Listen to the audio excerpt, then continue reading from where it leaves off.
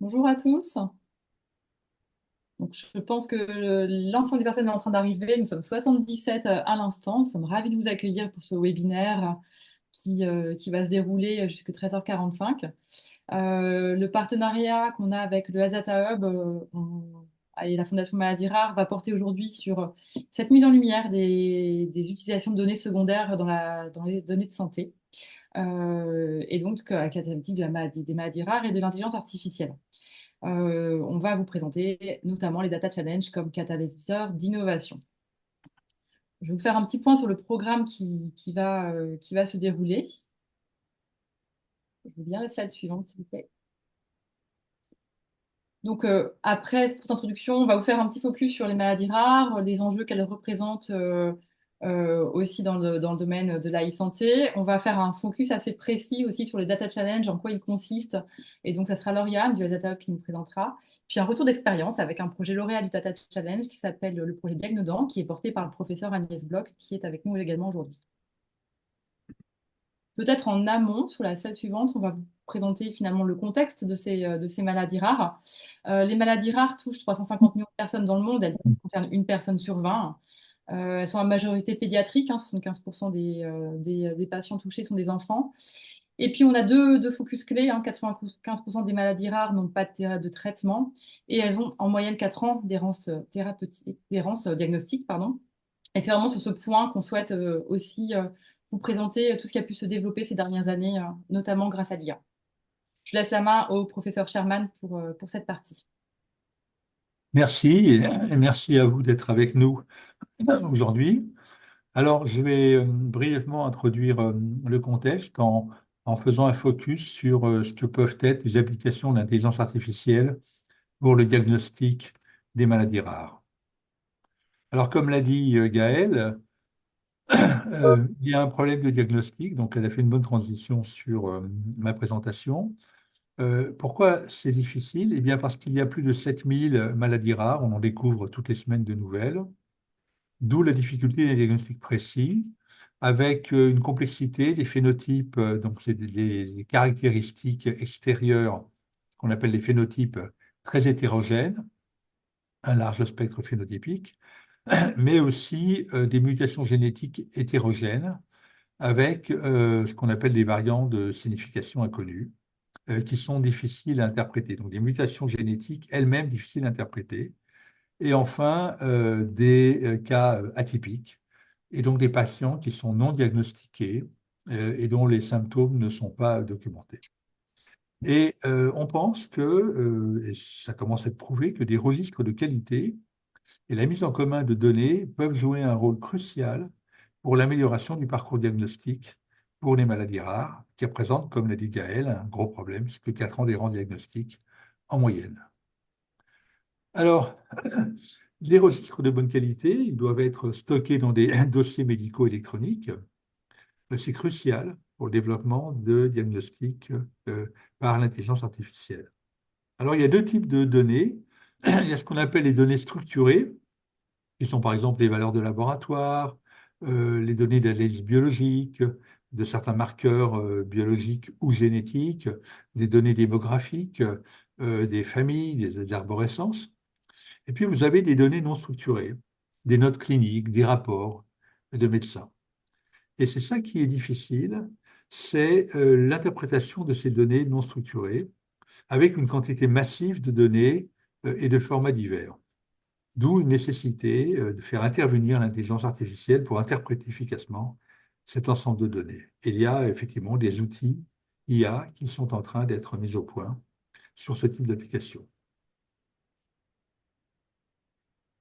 Alors, je ne vais pas présenter ceci puisque Agnès Bloch, mon ami Agnès Bloch, va présenter ce travail fait pour l'utilisation de l'intelligence artificielle pour le diagnostic par reconnaissance d'image. Et je vais passer à une autre type d'application de l'intelligence artificielle qui est liée, comme je l'ai dit, au défi du diagnostic des maladies génétiques. Et pour cela, on utilise un outil pour l'analyse des données non structurées. On analyse un outil qui s'appelle le traitement de langage naturel. Donc, c'est une branche de l'intelligence artificielle utilisée pour extraire des informations à partir de données textuelles non structurées, qui est capable d'analyser un texte libre pour identifier entre différents textes correspondant à différents malades des symptômes spécifiques, des rapports entre symptômes et séquences génétiques, et extraire les antécédents médicaux des patients. Et nous pensons que cela devrait permettre aux professionnels de santé de mieux analyser et interpréter les données non structurées, facilitant ainsi le diagnostic des maladies génétiques rares. Alors, je vais vous citer deux ou trois exemples d'outils qui existent à l'heure actuelle. Vous avez par exemple, toujours pour le dépistage et le diagnostic plus précis des maladies rares, l'outil FIND-IHR, qui est un outil qui utilise le traitement de langage naturel, TLN, et d'autres techniques d'IA, et il l'applique à l'analyse des dossiers médicaux électroniques, en anglais donc Electronic File. Fonctionnement, eh bien, il extrait des informations à partir des données structurées et non structurées. Il utilise des éléments anonymisés et pertinents, et cela lui permet de signaler des patients à risque pour des maladies génétiques spécifiques potentielles. Et à ce moment-là, on confie tout ça à un conseiller en génétique qui valide les résultats de l'intelligence artificielle et qui transmet à l'établissement de santé. D'autres autres applications sont par exemple FabricGem pour l'analyse des variants génétiques, pour identifier donc les variants génétiques qui pourraient être impliqués dans une maladie rare, ou l'application Face2Gene qui, elle, utilise un smartphone utilisé par reconnaissance d'image sur les traits du visage, identifier et détecter des troubles génétiques rares. Donc, c'est en train de révolutionner la détection du diagnostic des maladies rares en offrant des solutions plus précises et plus rapides. Et ben, nous sommes très heureux que la communauté que vous représentez puisse s'intéresser à cette problématique où il y a encore beaucoup de travail à faire. Je vais donner un cas d'usage, un cas d'école. C'est une autre chose qui s'est faite à l'Institut Necker, à l'hôpital Necker, pour une maladie rare liée à des mutations du gène KCNA2, qui est un canal potassique à ion potassium, dont les mutations, c'est un canal excitable, dont les mutations se traduisent par des déficiences intellectuelles et des encéphalopathies, épilepsie. Et donc, à l'hôpital Necker, on a utilisé l'IA pour analyser des données non structurées et pour identifier les mutations communes chez plusieurs patients. Alors, qu'est-ce qui a été fait? C'est un système qui s'appelle Dr Warehouse, dans lequel les comptes rendus de médecins, donc les données phénotypiques de 500 000 dossiers de patients sont consignés. Il y a plus de 6 millions de documents non structurés, rapports d'hospitalisation, médicaux, imagerie, lettres de sortie, résultats biologiques.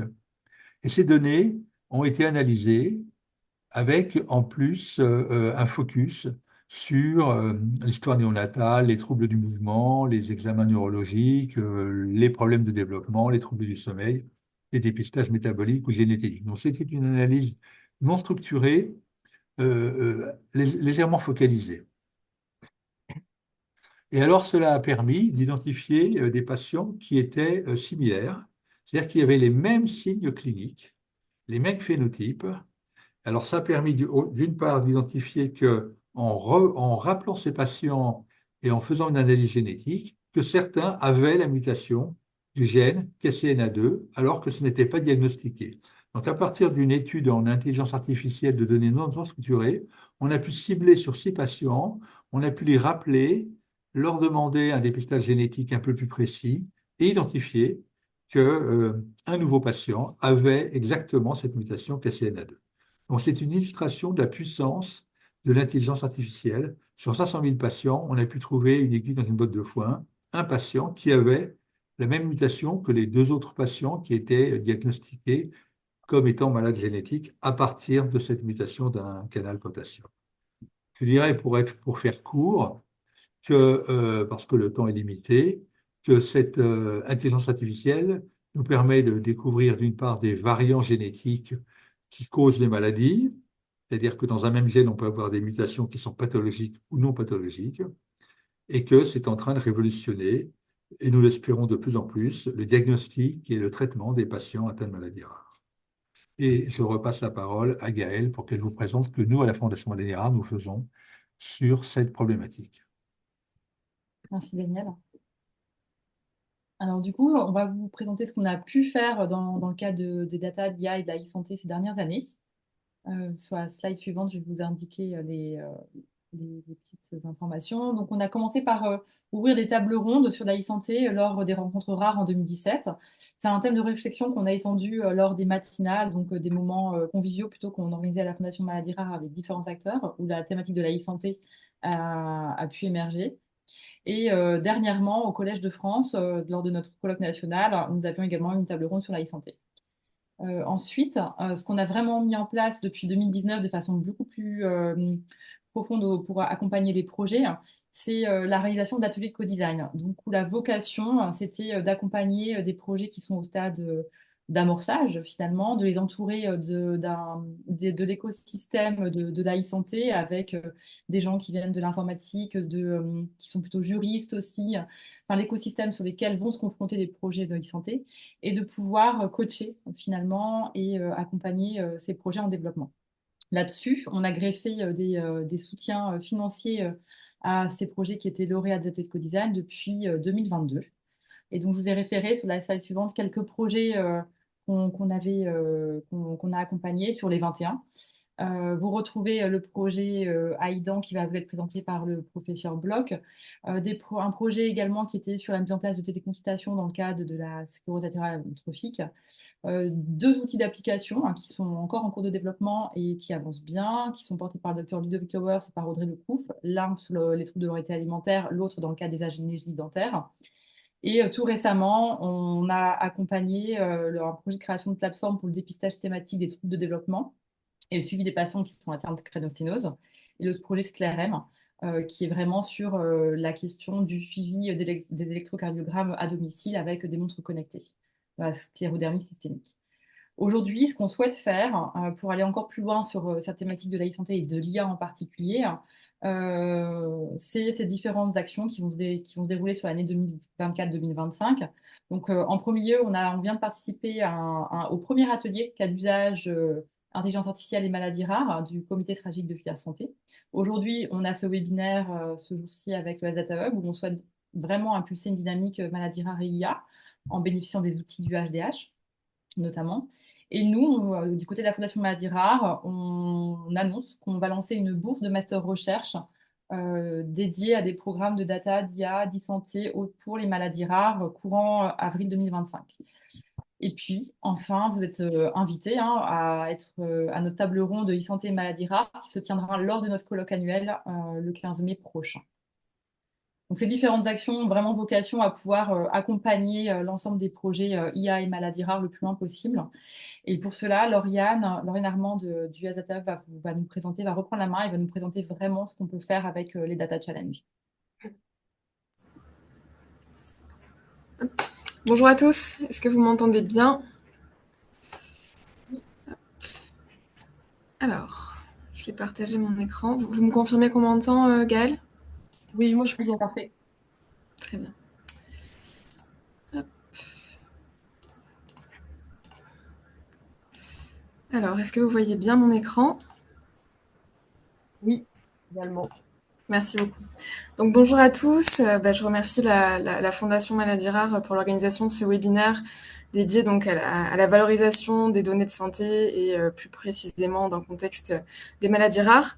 Donc je vais vous parler un peu plus précisément du programme Data Challenge en santé qui est donc un outil de valorisation de données de santé en utilisant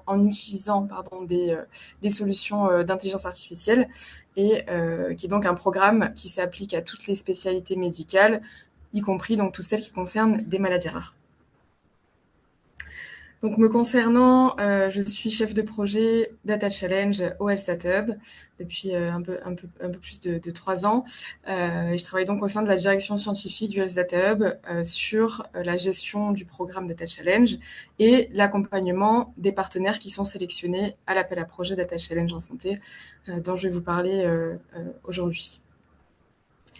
Donc un petit rappel ou une découverte peut-être pour certains de ce qu'est le LSAT Hub. Donc c'est une structure, un groupement d'intérêt public qui a été créé en 2019 et qui a pour vocation de faciliter l'accès aux données de santé voilà, de façon transparente et d'accompagner en fait tous les acteurs de l'écosystème de santé et de la donnée de santé désireux de conduire des projets de valorisation de données dans un intérêt public. Donc il faut que la finalité voilà, soit bien dans une démarche visant à améliorer le parcours de soins, à innover, à faire de la recherche et une démarche open aussi puisqu'on vise à ouvrir un maximum de résultats pour que ça puisse profiter à la communauté. Donc, parmi les initiatives du Health Data Hub, on a une mission d'animation de l'écosystème de la donnée de santé. Donc, c'est-à-dire qu'on organise des événements et des programmes fédérateurs pour encourager les acteurs de l'écosystème donc à valoriser leurs données et à monter des projets autour de l'IA notamment. Donc l'initiative Data Challenge en fait partie et est conduite dans le cadre notamment du plan France 2030, donc en partenariat avec la délégation ministérielle au numérique en santé et BPI France. Donc c'est l'initiative qui vise donc à enrichir ce catalogue de données disponibles pour la recherche et à développer aussi des modèles d'IA d'assistance aux professionnels de santé qui sont aussi disponibles en open. Donc voilà, le tout dans une démarche d'intelligence collective et d'ouverture de la science. Donc voilà pour un rapide contexte. Maintenant, on va rentrer dans le vif du sujet. Donc, qu'est-ce qu'un data challenge? Donc, c'est le type de projet, le format qu'on propose d'accompagner dans ce dispositif. Donc, un data challenge, c'est une compétition en sciences des données ouverte, dont l'objectif va être de résoudre une problématique spécifiques de data science, grâce notamment à des solutions d'apprentissage automatique, d'intelligence artificielle. Et c'est des compétitions qui se déroulent en ligne et reposent sur l'analyse et l'exploitation de larges jeux de données qui vont être mis à disposition par des organisateurs sur une plateforme dédiée. Donc la plateforme la plus connue, c'est Kaggle, la plateforme de Google. Il y en a peut-être qui connaissent. Donc voilà, c'est des formats compétitifs qui permettent d'adresser des problématiques avec des solutions à l'état de l'art. Donc les grands items qui font partie des data challenge, ça va être déjà en premier lieu une problématique laquelle on peut répondre par une solution d'apprentissage automatique. Donc on verra l'exemple tout à l'heure du data challenge organisé par le professeur Bloch-Zupan, qui avait une problématique voilà, qui portait sur la détection, le diagnostic de pathologies rares à manifestation bucco-dentaire. Ensuite, pour répondre à cette problématique, on a une base de données à analyser qui est fournie également par les organisateurs du Data Challenge. Donc, c'est à partir de l'analyse de cette base de données que les compétiteurs vont pouvoir répondre à la problématique. Tout ça donc, est référencé sur une plateforme de Data Challenge qui va héberger les données et toutes les informations nécessaires pour répondre à la problématique. Et donc, qui va résoudre ces problèmes-là de data science? Ça va être des compétiteurs. Donc, l'intérêt de ce data challenge, c'est d'avoir des compétiteurs qui viennent du monde entier et qui sont mis en concurrence pour essayer de développer l'approche la plus pertinente et la plus performante. Donc, c'est là tout l'intérêt des data challenge, c'est d'avoir rapidement une solution qui est développée par plusieurs centaines, voire milliers d'équipes en concurrence pour avoir quelque chose de très performant, sachant qu'ils vont être obligés d'innover, de dépasser voilà, un petit peu de repousser leurs limites pour créer une solution qui se démarque. Et pourquoi est-ce que ces compétiteurs participent à de telles compétitions? Eh bien, c'est pour avoir une récompense à la fin et être mis en avant dans le cadre de publications et être mis en avant même au niveau de leur profil pour être recruté plus tard, soit par l'équipe organisatrice, soit par d'autres personnes qui ont en visibilité ces compétitions. Donc concrètement, comment est-ce que ça se présente un data challenge? Donc ces compétitions sont hébergées sur des plateformes dédiées qui vont permettre aux participants donc d'avoir ces challenges-là référencés sur la plateforme et d'avoir accès à tous les éléments pour comprendre la problématique et les enjeux qui sont liés à cette problématique, puisqu'on est face à un public qui résout des data challenges sur tout thème confondu, donc ça peut être de la santé, mais ça peut être aussi de la prédiction de fraude financière, de prédiction de marché immobilier, etc. Donc c'est vraiment tout type de données. Donc il faut qu'il y ait une acculturation un petit peu à tous les enjeux pour qu'ils comprennent en fait les données qu'ils sont en train d'analyser et d'exploiter. Ensuite, la plateforme elle permet d'accéder au jeu de données qui est mis à disposition et à un espace de calcul pour pouvoir entraîner leurs modèles et les créer et les développer. La plateforme permet donc de se mesurer aux autres participants en ayant accès à un classement. Donc il y a un classement en temps direct de performance des modèles de chacun des participants. Et c'est grâce à ce classement qu'ils vont améliorer leurs solutions toujours plus pour rester en tête de classement.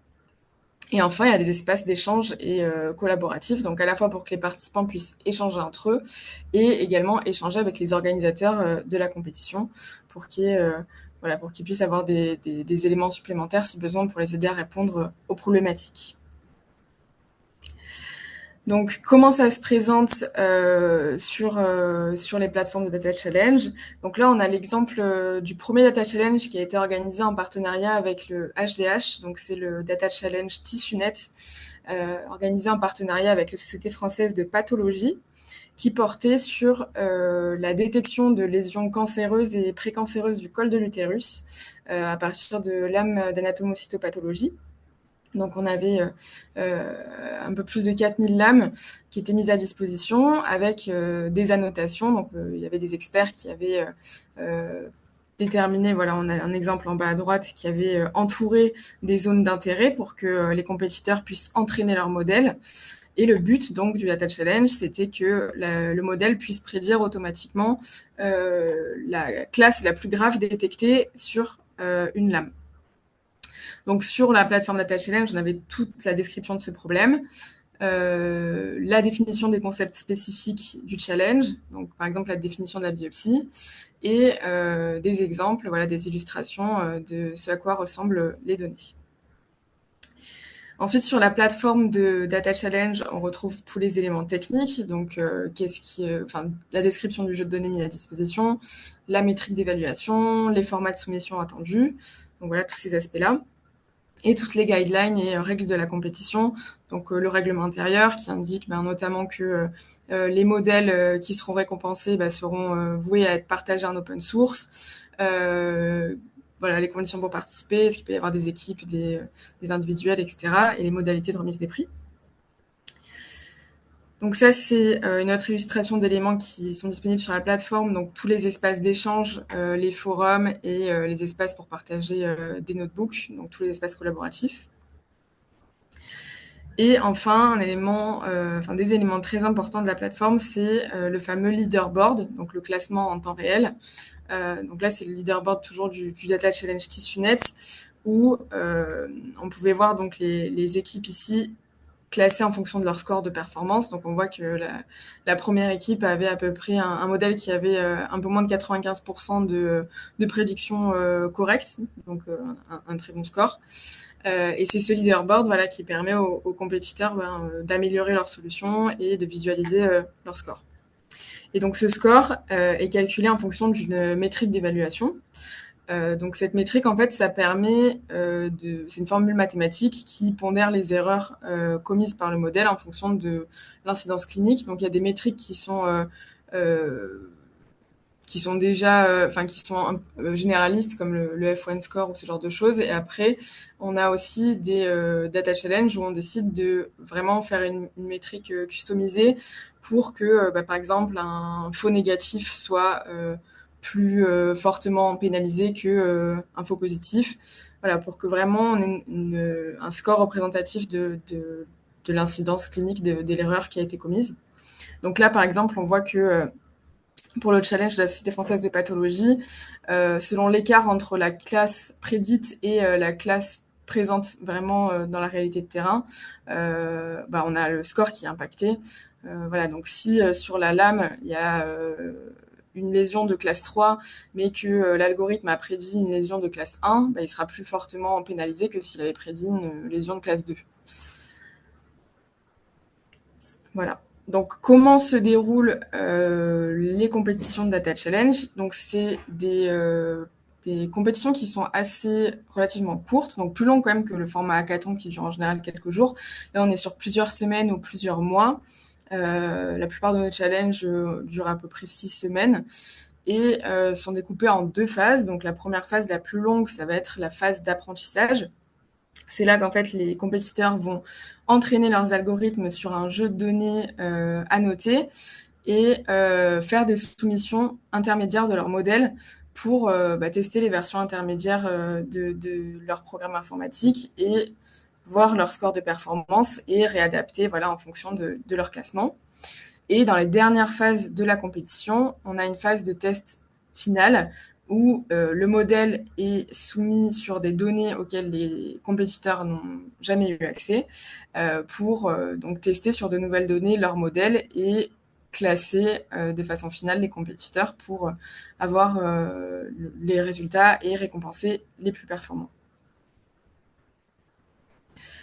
Donc après cette partie sur la description de ce qu'était un projet Data Challenge, je vais vous parler un petit peu de l'initiative Data Challenge en santé, plus précisément, donc qui est conduite par le HDH depuis bientôt 4 ans maintenant. Donc ça a commencé effectivement en 2020 avec le lancement d'un premier projet pilote, le projet TissueNet de la Société française de pathologie dont je vous ai parlé. Et ensuite, après le succès de ce Data Challenge, on a industrialisé un petit peu le recrutement de nouveaux projets. Donc en lançant un appel à manifestation d'intérêt au début en 2021, puis un appel à projet en 2022, où on a sélectionné voilà, différents projets, donc 9 projets en tout, qui ont donc été accompagnés par le HDH et qui sont en train de se lancer successivement. Donc on a déjà terminé un deuxième challenge avec la Société française de pathologie sur le thème du mélanome, un avec la Société française d'allergologie sur la prédiction des allergènes en cause d'une maladie allergique. Le Data Challenge dont on va vous parler tout à l'heure du professeur Bloch-Dupont avec les hôpitaux universitaires de Strasbourg. Et cette année, on vient de clôturer un Data Challenge avec l'hôpital Foch sur le thème de la détection du rejet de greffe pulmonaire. Donc voilà, pour l'instant, on a donc ce Data Challenge avec les professeurs Bloch-Dupont qui portait sur des thématiques de maladies rares. Et à venir, on va avoir un Data Challenge lancé en 2025 avec l'IHU ICANN, donc sur le pronostic de cardiomyopathie héréditaire qui va porter aussi sur un sujet maladie rare. Donc on est heureux d'avoir ces problématiques-là adressées. Et voilà, on a aussi 3 autres compétitions qui vont être lancées sur plusieurs thématiques. Donc si vous voulez en savoir plus, n'hésitez pas à aller voir la page dédiée comme ça pour avoir le détail de tous les projets si ça vous intéresse. Alors une dimension intéressante aussi de ce programme Data Challenge en santé, ça va être toute la dimension Open Science. Donc c'est-à-dire que c'est une dynamique donc innovante et participative puisqu'on fait participer l'ensemble de la communauté de data scientists, de chercheurs, étudiants, etc. Enfin, qui veut peut participer à ce Data Challenge-là. Et l'idée, c'est d'avoir à la fin, donc en open source, les modèles qui ont été développés et en open data, les données qui ont été support de la réalisation du Data Challenge. Donc l'idée, c'est qu'on puisse profiter de l'émulation qu'il y a eu autour de la question pour que la poursuite des travaux se fasse à la fois sur les modèles qui ont été développés et à la fois sur la base de données qui a été créée dans le contexte du Data Challenge. Donc, comment est-ce que ça marche pour monter un Data Challenge avec le S Data Hub? On lance régulièrement des appels à projets. Donc, en ce moment, il y en a un qui est en cours, qui a été lancé en 2023 et qui est ouvert en continu jusqu'en juin 2025. Donc, on a fait une première relève des candidatures déjà en février de cette année et on devrait en faire une prochainement. Donc, on n'a pas encore la date officielle. On espère que ce sera début 2025, mais malheureusement, avec les changements de gouvernement en ce moment, il y a eu un petit peu de délai dans le plan France 2030. Donc, si vous voulez être informé, n'hésitez pas à revenir vers nous pour qu'on puisse vous inscrire dans notre base et savoir qu'il faut vous informer là-dessus. Et pour le lieu de dépôt, donc ça se fait sur le site de BPI France, qui est l'opérateur financier de cet appel à projet. Vous avez un QR code ici si vous voulez le prendre en photo, enfin le conserver et accéder au dépôt de candidature. Mais de toute façon, voilà, on vous fournira les slides à la fin et un replay sera disponible. Et donc, les critères de sélection des projets pour être sélectionné à cet appel à projet, ça va reposer sur essentiellement ces points-là. Donc, le premier, ça va être l'intérêt de la question clinique. Il faut que la question médicale posée ait un intérêt et qu'elle soit originale. Donc, le but, voilà, c'est pas de réinventer la roue, de repartir sur de l'existant, c'est d'essayer d'innover et d'adresser des questions qui n'ont pas encore été automatisées grâce à l'IA. Il faut que la problématique puisse être traitée par une solution d'apprentissage automatique et que le score de performance des modèles soit mesurable. Donc, c'est-à-dire qu'il faut bien que la problématique soit adaptée à ce type de projet et que les données soient d'une qualité suffisante pour que les résultats soient fiables. Donc, c'est vrai que là, l'enjeu d'un point de vue maladie rare, c'est que, comme vous le direz très bien, le professeur Bloch-Dupont, on est sur un nombre limité de données, puisque par nature, les maladies rares, voilà, concernent pas beaucoup de patients.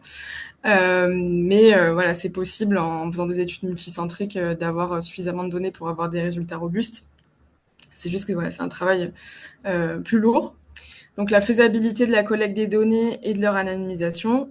Donc évidemment l'enjeu c'est comme on partage des données à l'échelle internationale et à des citoyens, il faut que les données soient parfaitement anonymes pour qu'on puisse les partager dans le contexte du Data Challenge. Donc ça c'est un gros chantier de cet appel à projet et justement le financement et l'accompagnement qui est offert contribue à toute cette phase-là d'accompagnement à l'évaluation du caractère anonyme et à l'aide à l'anonymisation des données. Enfin, il faut un engagement donc sur le partage des données. Donc, effectivement, la dimension open, c'est une dimension importante dans cette initiative. Donc, il faut que les participants, les organisateurs soient alignés avec cet engagement-là. Et enfin, une forte implication de l'équipe projet, puisque nous, côté HDH, on accompagne, mais tout ce qui est opérationnel, ce sera l'équipe projet qui va s'en occuper, sachant que le financement qui est proposé dans l'initiative permet aussi de recruter des chefs de projet, des data scientists, des techs, voilà, du personnel pour vous aider à réaliser le projet. Donc, l'organisation type de l'initiative, ça va être donc le lancement régulier d'appels à projets, la sélection de projets qui vont être accompagnés soutenus financièrement à hauteur de 300 000 euros par BPI France, et ensuite un accompagnement opérationnel du Health Data Hub qui accompagne vraiment de bout en bout jusqu'à la définition du projet, jusqu'à la fin, la communication des résultats. Donc, c'est des projets qui, en général, prennent à peu près 18 mois, du début de l'organisation jusqu'à la fin du challenge. Donc, on commence par des étapes de cadrage à la fois scientifique, réglementaire, opérationnel et financier. Ensuite, un gros chantier, c'est la collecte des données. Donc ça dépend vraiment de la typologie du projet, mais soit on est sur, par exemple, dans le cadre de la Société française de pathologie, on est sur des études multicentriques où il a fallu aller dans une quarantaine de centres en France, désarchiver physiquement des lames, les numériser, les anonymiser et les annoter. Donc l'intérêt, c'est de profiter de ce financement aussi pour créer des bases de données inédites qui n'étaient pas préexistantes, qui pourraient être réutilisées dans d'autres projets derrière. Donc voilà, ensuite la préparation des données avec la notation et puis tout le contrôle qualité, le formatage, etc. pour qu'elles soient préparées pour être exploitées. Et à la fin, donc le Data Challenge qui dure voilà, en général entre 1 et 4 mois sur une plateforme dédiée et clôturé par une remise des prix à la fin aux lauréats et une restitution des résultats. Et derrière aussi, on continue avec vous sur la communication et la valorisation des résultats, et notamment l'ouverture des données et des algorithmes. Donc pour le soutien financier, on a donc jusqu'à 300 000 euros de financement par BPI France dans le cadre du plan France 2030.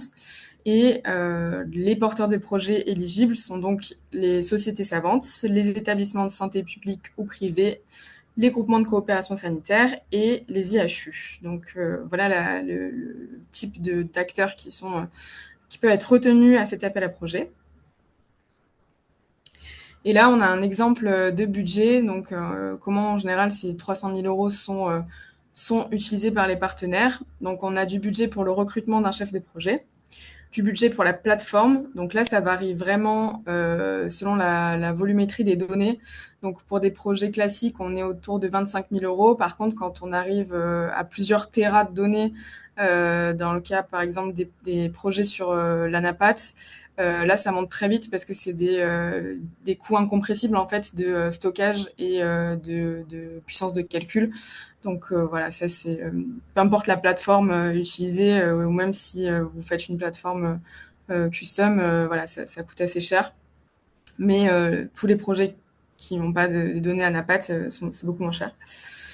Ensuite, il y a une partie donc récompense des lauréats, le prix de récompense, la prestation DPO. Donc soit vous avez un DPO interne qui vous aide sur tout le chantier réglementaire, soit vous pouvez aussi faire appel à des prestataires quand il y a un gros chantier, par exemple sur l'anonymisation des données. La rétribution pour l'inclusion des données. Donc, quand dans le cas d'études multicentriques où il faut désarchiver des données, il y a aussi une rétribution prévue. Et après, quelques petits coûts, donc en fonction de s'il y a besoin d'un outil d'annotation, d'infrastructure d'hébergement, l'information aux patients aussi. Donc en général, on fonctionne avec une non-opposition quand on est dans le cadre des MR 004. Pour l'instant, tous nos projets rentrent dans ce cadre juridique-là. Donc il y a un coût pour envoyer tous les courriers et réinformer les patients. Et enfin aussi un coût pour tous les événements de valorisation derrière. Donc pour les modalités de candidature, donc en ce moment l'appel à projet est ouvert. Comme je vous ai dit, la clôture n'est pas encore fixée, mais on espère que ce sera dans le premier trimestre 2025. Vous pouvez déposer vos candidatures ou au moins créer des brouillons si vous êtes intéressé sur la plateforme de BPI France. Comme ça, on a de la visibilité si vous êtes intéressé et on vous tient informé. On peut aussi vous accompagner dans le montage de votre projet, donc pas dans le fond du projet par souci d'égalité de traitement, mais dans la forme, on peut tout à fait vous accompagner, donc n'hésitez pas à revenir vers nous si vous êtes intéressé pour postuler. Donc il y a le dépôt, après on a une phase de présélection selon le nombre de projets qui sont déposés. Après on a une phase d'audition des projets, donc on vous rencontre dans nos locaux Elzata Hub et vous pichez devant un jury d'experts indépendants vos projets. Et après, on lance donc l'organisation, le T0 des 18 mois, l'organisation de votre Data Challenge en partenariat avec nous. On vous accompagne régulièrement sur votre projet. Et à la fin, l'accompagnement post-challenge. Donc voilà globalement le calendrier de l'appel à projet. Donc si vous avez des questions sur le programme Data Challenge, n'hésitez pas à nous écrire à l'adresse Data Challenge dédiée. Et si vous avez des questions un peu plus techniques sur les annexes administratives, donc les annexes financières et tous les documents administratifs, vous pouvez vous adresser directement à l'équipe de BPI France à cette adresse. Et enfin, on vous informe aussi, si vous voulez voir les résultats d'un Data Challenge terminé, vous pouvez assister à la cérémonie de remise des prix du Data Challenge de l'hôpital Foch, donc Digilut, un Data Challenge donc sur de l'anapath, sur le rejet de greffe pulmonaire. Donc voilà, on sera ravis de vous rencontrer là-bas et d'échanger avec vous si vous avez voilà, des idées de projet ou que vous voulez en savoir plus. Ce sera à Paris Santé Campus. Je vais vous mettre tout à l'heure les liens d'inscription dans le chat si ça vous intéresse. Et pour avoir plus d'informations et être informé sur la clôture pardon, de l'appel à projet, vous pouvez vous inscrire à notre newsletter. Voilà, j'espère que j'ai été claire et si vous avez des questions, n'hésitez pas, je ne les ai pas encore vues, mais on y répondra à la fin avec plaisir. Et je vais laisser la main du coup à Agnès Bloch-Dupont, au professeur Agnès Bloch-Dupont, pour vous faire un retour d'expérience donc sur le Data Challenge Diagnodan qui a été clôturé l'an dernier. Agnès, je vous laisse la main.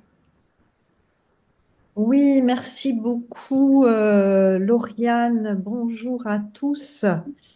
Je vais d'abord partager ma présentation, voir si nous sommes tout à fait... Alors, est-ce que ça fonctionne?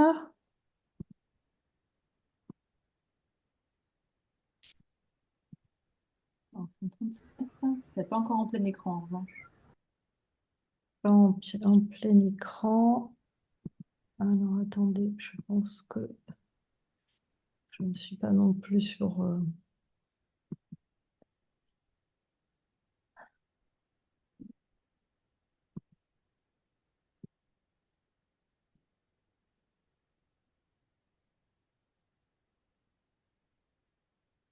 Voilà, est-ce que là, nous sommes en plein écran? Oui, là c'est bon. Parfait, merci beaucoup. Ok. Alors, moi, j'ai eu la chance de pouvoir participer avec ce projet Diagnodan à ce Data Challenge et je vous invite évidemment à vous inscrire dans cet appel à projet et dans ces modalités de création d'algorithmes et d'outils pour faciliter l'analyse, la lecture et ici le diagnostic de maladies rares à expression bucco-dentaire. Donc, je suis professeur des universités praticiens hospitaliers de l'Université des hôpitaux universitaires de Strasbourg et je coordonne le réseau ORAR et le centre de référence des maladies rares orales et dentaires. Donc, il y a quelques années déjà, j'ai monté ce projet Diagnodan qui avait bénéficié de l'accompagnement de l'atelier de co-design en e-santé, puisque l'idée là était vraiment de créer un expert virtuel d'aide au diagnostic des maladies rares à expression bucco-dentaire. Donc, pourquoi aller vers un expert virtuel et dans quelle configuration nous sommes-nous présentés à ce Data Challenge?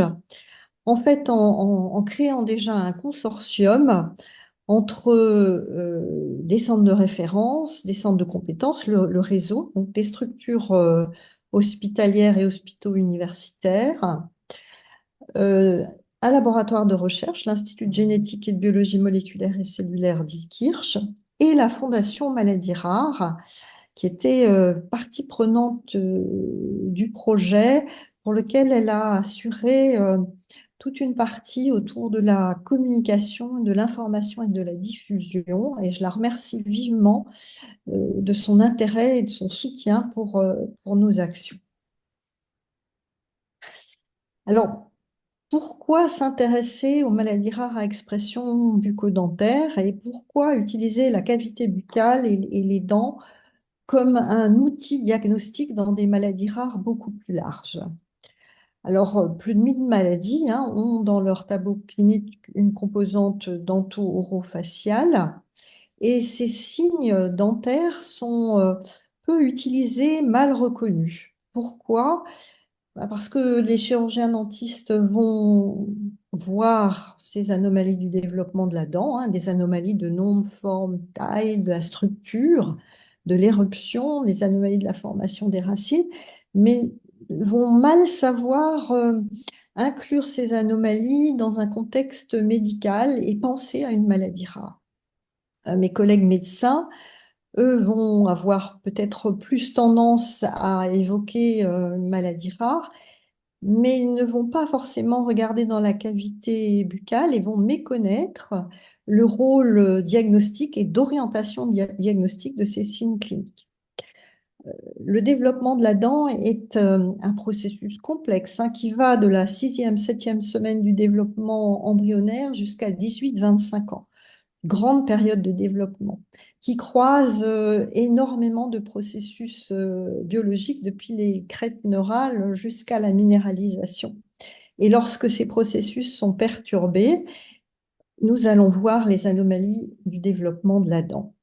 Ces anomalies sont fixées dans le temps par la minéralisation. Donc, en regardant la cavité buccale et les dents, il est possible de remonter dans le temps, remonter le développement. Et c'est pour ça que ce sont des signes utiles et des marqueurs très efficaces pour orienter un diagnostic de maladie rare.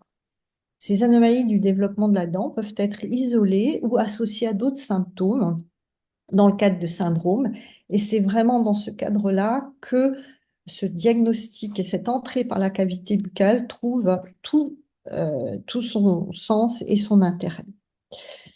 Donc pour ces maladies rares à expression bucco-dentaire, plus de 1000 d'entre elles, les patients font face à ce qu'on appelle l'errance diagnostique, et encore plus lorsque la cavité buccale est concernée. Il existe des signatures diagnostiques, c'est-à-dire des signes très précis, cliniques radiographiques, qui permettent d'aller assez rapidement vers le diagnostic clinique, voire moléculaire, de certaines de ces maladies rares à expression bucco-dentaire. Et donc, l'enjeu, là, c'est de repérer de manière automatique ces signes diagnostiques pour faciliter l'entrée du patient dans le monde maladie rare et sa prise en charge par un centre expert et en interaction avec les praticiens du secteur vie.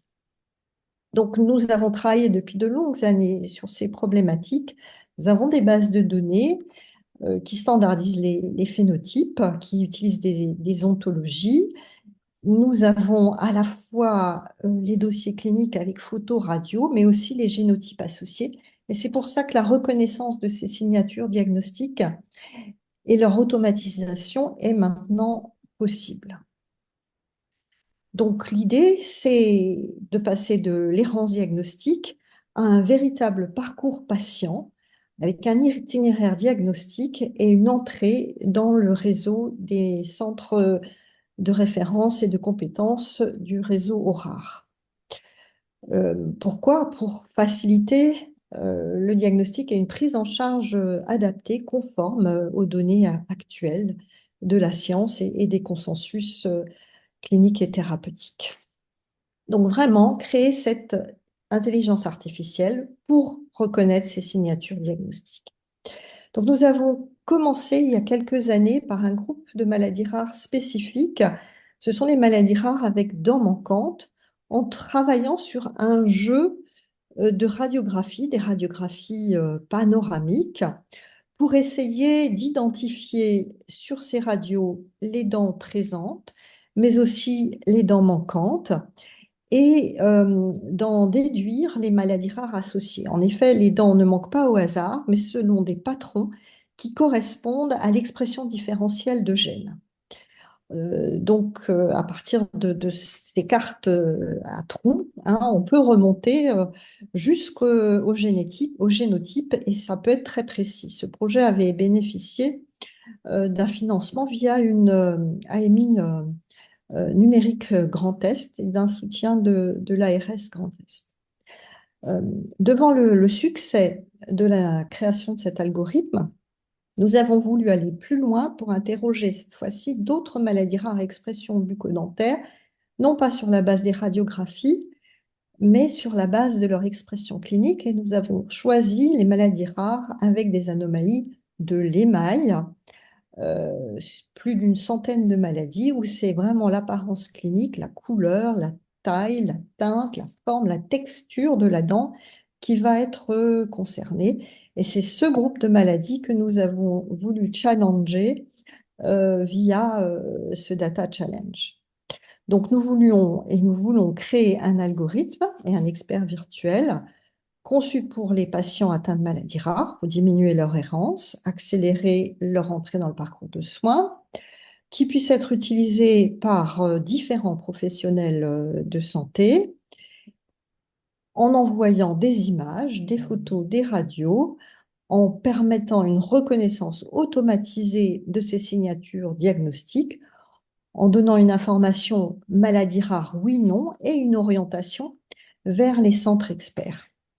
Donc, nous avons lancé ce Data Challenge en avril 2023. Et vous le savez, nous sommes dans le domaine des maladies rares. Donc, le jeu de données est relativement limité, mais nos signatures sont très informatives. Donc, c'est ce que nous avons proposé à la communauté qui s'est inscrite dans ce data. Voici le type de données que nous avons réunies et leur nombre. Donc, à la fois des photographies et des radiographies, nous avons associé les deux. Concernant ces maladies rares de l'émail, les amélogénèses imparfaites, à la fois un jeu d'entraînement et un jeu de test. Des images concernant aussi les maladies qui vont toucher la dentine, puisque l'aspect de couleur, de forme, de teinte est un petit peu différent. Nous avons rajouté des anomalies de l'émail, non pas génétiquement conditionnées, mais plutôt d'origine environnementale. et un groupe de sourires contrôle.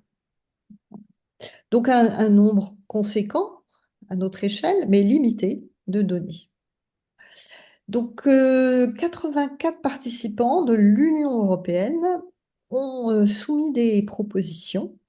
Et ce Data Challenge, je dois le préciser, a été, on va dire, semi-fermé. Nous avons choisi une plateforme, Trustio, qui n'était pas complètement ouverte, mais avec un stockage de données euh, qui correspondait au règlement RGPD et à ce qu'on attend du stockage des données dans la communauté européenne.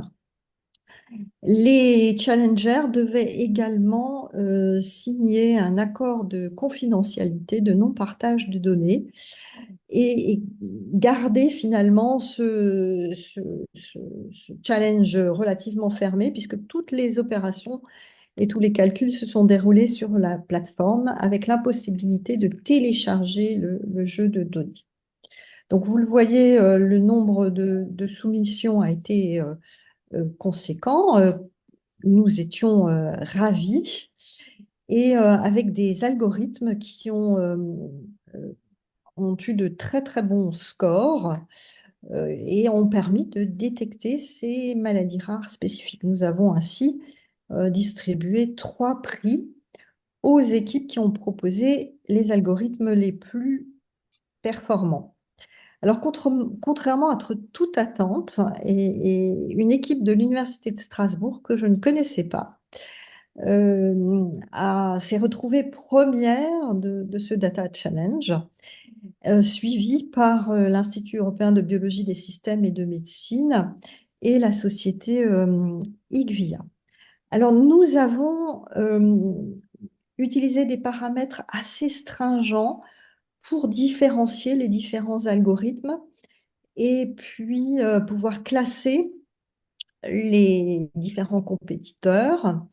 C'est une société extérieure, euh, la société Health Factory avec Sébastien Letellier, avec lequel nous avons créé un cahier des charges pour pouvoir analyser au mieux ces algorithmes, vérifier leur performance, leur rapidité, mais aussi leur explicabilité et ainsi classer les compétiteurs. Je dois dire que peut-être ce qui a fait la différence entre le premier, le deuxième et le troisième, c'est que la première équipe a inclus dans l'équipe projet un chirurgien dentiste et je pense que ça les a grandement aidés à améliorer la performance de leur algorithme. N'hésitez pas à regarder les présentations et les résultats détaillés des différents lauréats et algorithmes. Donc, un petit peu en résumé, ce que nous ont proposé ces 3 équipes. Vous le voyez elles ont toutes utilisé des modèles pré-entraînés de classification. Certaines sont passées par l'augmentation des données en effectuant de multiples transformations d'images pour augmenter le jeu de données. Je pense que ça leur a été utile. Elles ont bien utilisé leurs ressources. Et un des éléments discriminants dans le classement, ça a bien été l'explicabilité, parce que celle-ci, elle est indispensable pour aller vers le dispositif médical et l'utilisation de ces algorithmes dans un contexte en situation avec le patient et dans un contexte du système de santé. Alors, les défis rencontrés, c'est le déséquilibre des données. Le nombre de données dans chaque classe, dans chaque groupe, n'était pas équivalent, puisque certaines de ces maladies rares, donc phénotype, génotype, ont plus de patients que d'autres dans ces groupes. Euh, donc, ça a été un des challenges. Le petit nombre de patients. Comment s'assurer que le modèle pouvait bien généraliser les données, quelle stratégie adopter face aux multiples cibles, là aussi, un modèle spécialisé ou un modèle plus généraliste et tout prédire. Différentes solutions ont été utilisées.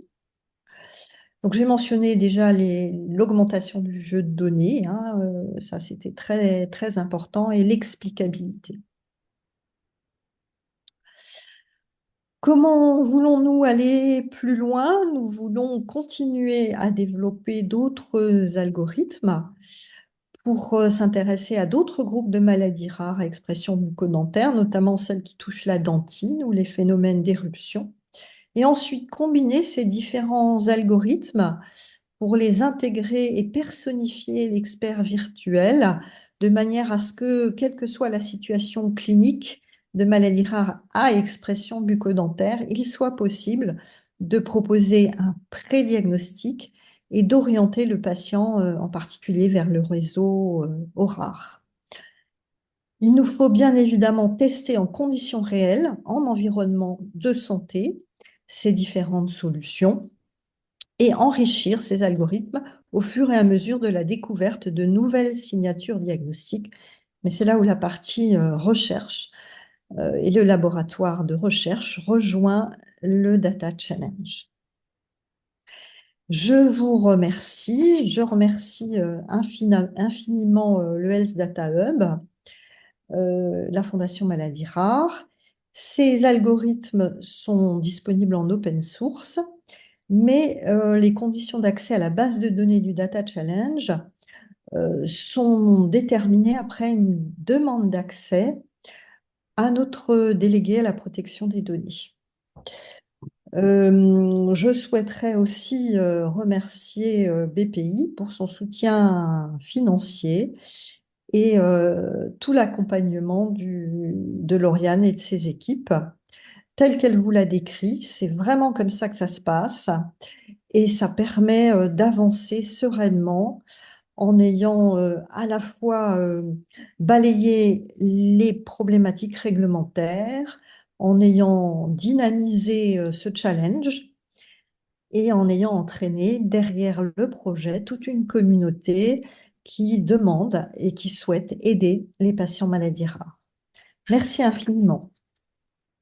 Merci, professeur Bloch-Dupont. Du coup, aujourd'hui, on va pouvoir passer aux questions. On vous invite à poser vos différentes questions sur la partie commentaires, hein, sur le chat qui est ouvert.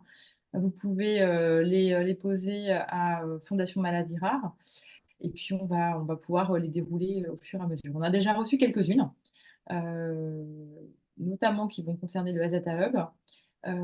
Lauriane, on a eu des questions sur des projets d'IA sur différents aspects, hein. Et une personne se demandait si des projets d'IA sur les données de la BNDMR avaient déjà été réalisés. Alors, dans le cadre de l'initiative Data Challenge, donc pas encore, mais évidemment, nous, on est tout à fait ouvert à ce que ce type de projet soit mobilisé sur les données de la BNDMR. Donc, nous, on a des partenariats et des discussions dans d'autres contextes au HDH, mais donc pas encore dans l'initiative Data Challenge. Une autre question, alors toujours concernant, se posait la question de savoir comment sont gérées les données sensibles, car les serveurs n'ont pas d'identification d'hébergeurs de données de santé et que certaines données ne peuvent pas être diffusées en open data, comme les données génomiques d'un projet qui peut prendre un exemple qui était cardiaque. Oui, alors, donc j'ai bien la question sous les yeux aussi. Donc, alors, comment est-ce qu'on gère les données sensibles? En fait, donc les données ne transitent pas nécessairement par la plateforme, enfin les serveurs du HDH. On met à disposition des infrastructures quand l'accompagnement, enfin quand les porteurs de projets en ont besoin.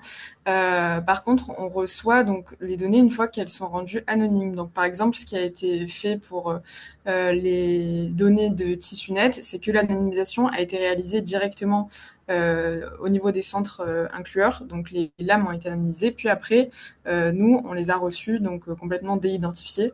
Le caractère anonyme des données est validé par une analyse de risque de réidentification. Donc quand ça passe chez nous, on est déjà sur des données anonymes.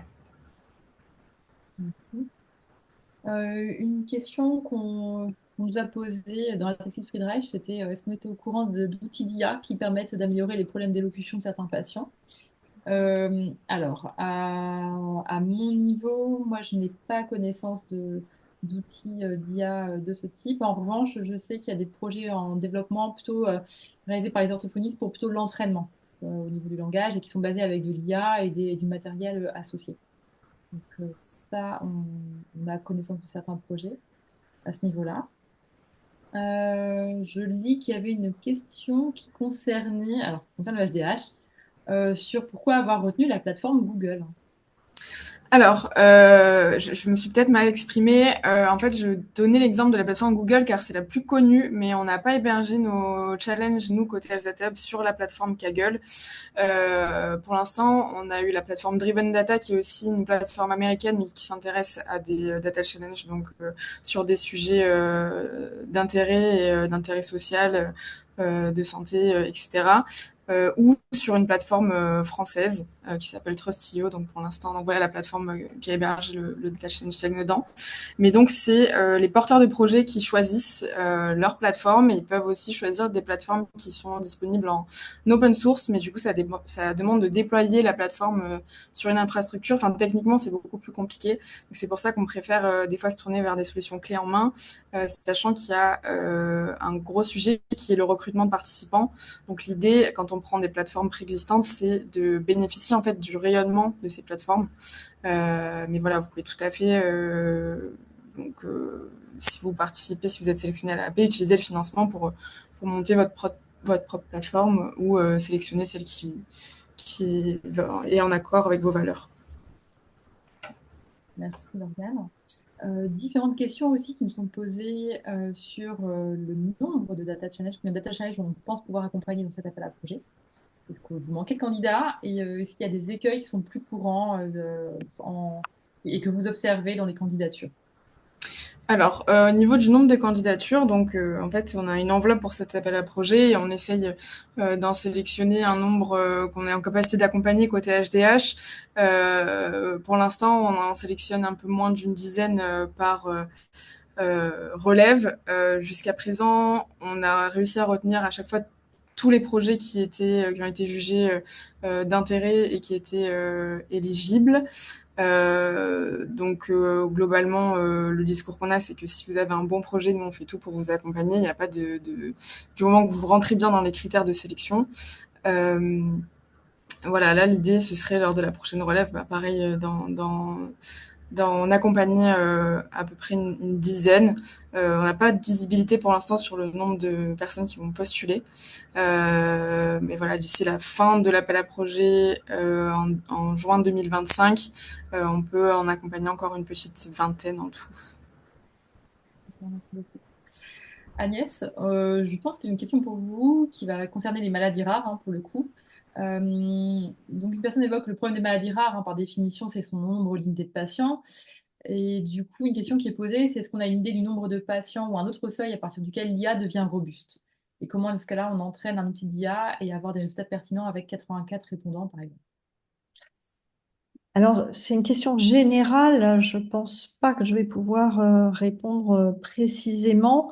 Je pense que dans notre groupe de maladies, euh, les signes et les signatures diagnostiques et leur précision ont été suffisamment informatives euh, pour aboutir à des algorithmes performants, mais vous avez remarqué que les équipes ont quand même euh, augmenté ou créé des données artificielles, hein, en augmentant artificiellement le jeu de données. Plus il y a de données, plus les performances et plus l'entraînement est- sont augmentées. Donc, il est possible, hein, de faire des choses avec des petits jeux de données. Je pense que ça dépend de leur nature. Euh, voilà. Mm. Voilà. On a cherché des données aussi dans la littérature scientifique, des données publiées. Donc, ça a augmenté aussi. Il y a ça a été possible d'augmenter, parce que là, il fallait à la fois avoir un phénotype et un génotype pour avoir des signatures très précises. Merci Agnès. Daniel, peut-être une question qui nous est arrivée également sur l'utilisation du docteur Warehouse. Alors, je ne sais pas si vous avez la réponse. Une personne se demandait s'il y avait des faux positifs et si oui, quel était le ratio bonne réponse faux positif. Oui, alors j'ai répondu sur le chat. En fait, il faut une réponse précise à cette question. Et donc, j'ai envoyé à l'interlocuteur le papier, l'article dans lequel il y a l'ensemble des données sont très précisément consignées. Et il m'a répondu. Donc, il a bien reçu le PDF. En tout cas, le lien pour le PDF. Merci Daniel. Une autre question, Lauriane, qui va revenir au HDH. La question est, si le jeu de données doit être parfaitement anonymisé, est-ce nécessaire de devoir réinformer les patients et d'être conforme à une méthodologie de référence? Alors, si le jeu de données initial est déjà anonyme, effectivement non. Par contre, si on doit traiter les données pour les rendre anonymes, comme initialement les données traitées ne le sont pas, on doit réinformer les patients pour informer de ce traitement qui est l'anonymisation des données. Donc voilà, jusqu'à présent, ça a été effectivement des non-oppositions dans le cadre d'une MR004. Une autre question qui était posée, alors d'ailleurs les deux vont ensemble. Une première, c'était de savoir si les étudiants en data science peuvent aussi résoudre le challenge. Et une deuxième était s'il y a une réflexion en cours pour élargir les acteurs éligibles. Alors, oui, donc pour répondre au... Alors, pas à l'appel à projet, hein, mais bien au data challenge, à la compétition, effectivement, c'est ouvert vraiment à tout le monde. Donc, n'importe qui peut participer, étudiants, chercheurs, industriels, start-up, voilà, peu importe. Et donc, la deuxième question, c'était sur les critères d'éligibilité. Là, j'imagine que ça fait plutôt référence, par contre, à l'appel à projet. Donc, pour l'instant, on a ces critères-là pour essayer de favoriser justement les acteurs qui entrent pas forcément dans les dispositifs mis en place d'accompagnement, donc en dehors du projet Data Challenge dans le cadre de France 2030. Effectivement, les sociétés savantes, par exemple, elles sont en général un petit peu oubliées dans les dispositifs, mais on est tout à fait ouvert voilà, élargir les critères au cas par cas pour les futures réouvertures de l'appel à projet. Donc n'hésitez pas à nous contacter pour nous présenter votre cas, pour voir dans quel dispositif on peut vous adresser s'il y en a d'autres, ou pour voir pour élargir nos critères à nous. Merci Lauriane. Daniel ou Agnès, une autre question qui nous est parvenue, c'était en quoi l'utilisation des données secondaires des données est importante dans la prise en charge des patients atteints de maladies rares et comment est-ce que ça se matérialise? Agnès, tu veux répondre? Oui,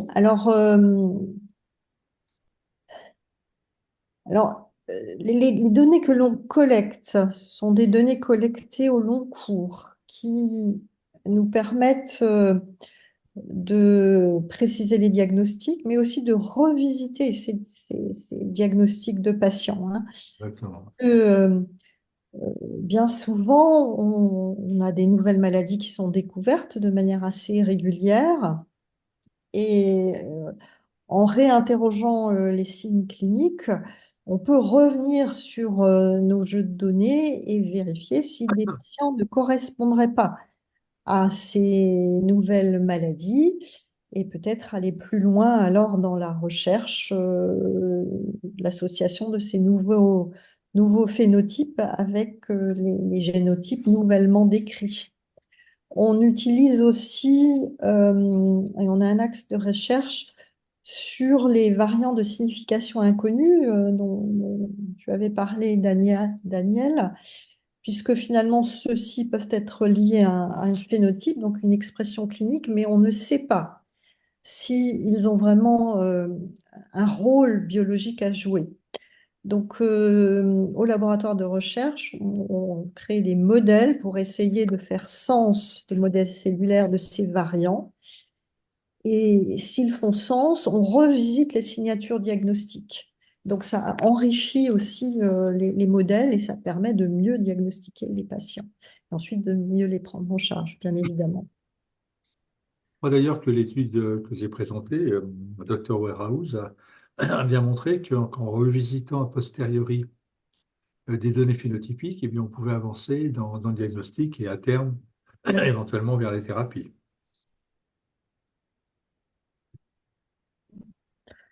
Merci Daniel, merci Agnès. Alors, il nous reste quelques minutes, il nous reste 5 minutes, donc n'hésitez pas à poser vos questions si vous en avez encore. Lauriane, de nouvelles questions sont arrivées. Alors, du coup, on souhaitait savoir si vous êtes attentif à la diversité des aires thérapeutiques couvertes, ou alors, si oui, quelles sont celles où il manque encore des data challenges. Alors, oui, tout à fait. Surtout dans le, enfin, alors pour l'instant, comme on a réussi à sélectionner tous les projets qui ont été proposés, voilà, on n'a pas été confronté à ce sujet-là, mais justement, on fait appel à un jury d'experts. Donc, c'est pas vraiment directement côté HDH. Nous, on cible vraiment toutes les aires thérapeutiques dans l'appel à projet. C'est au niveau de la sélection. On a un jury, en général, une dizaine d'experts à la fois en santé, en IA, en data science, etc. Et c'est eux qui, après, jugent en fonction de leur spécialité, enfin, qui sont experts en médecine, de savoir quel sujet il faut adresser en priorité. Là, en l'occurrence, justement, on a fait un webinaire dédié sur les maladies rares parce qu'on avait envie aussi d'ouvrir et de mettre en visibilité l'appel à projet auprès de cette communauté-là. Mais voilà, pour l'instant, on cible pas d'aire thérapeutique en particulier. Mais on reste ouvert, le dispositif évolue et c'est grâce au retour de l'écosystème justement qu'on le fait évoluer. Donc n'hésitez pas si vous avez des suggestions là-dessus. Merci. Une autre question concernait, pareil, hein, parce que vous aurez la réponse. Vous parlez d'apprentissage automatique. Qu'en est-il de l'intelligence artificielle générative pour ce genre de challenge? Alors, oui, effectivement, pour l'instant, c'était surtout de l'apprentissage automatique. Après, il y a d'autres types de data challenge qu'on peut monter. Il faut juste faire attention à ce qu'on puisse avoir une métrique d'évaluation qui puisse être objective. Enfin, en fait, c'est les critères, voilà, de, de, pardon, de sélection, enfin, de mise en concurrence des participants qui doit pouvoir être objectif et clairement mesurable. Après, voilà, on accepte différentes typologies de projets. Il faudrait nous en dire un peu plus, donc n'hésitez pas si vous voulez organiser un échange plus spécifique sur votre idée, mais voilà, on reste ouvert.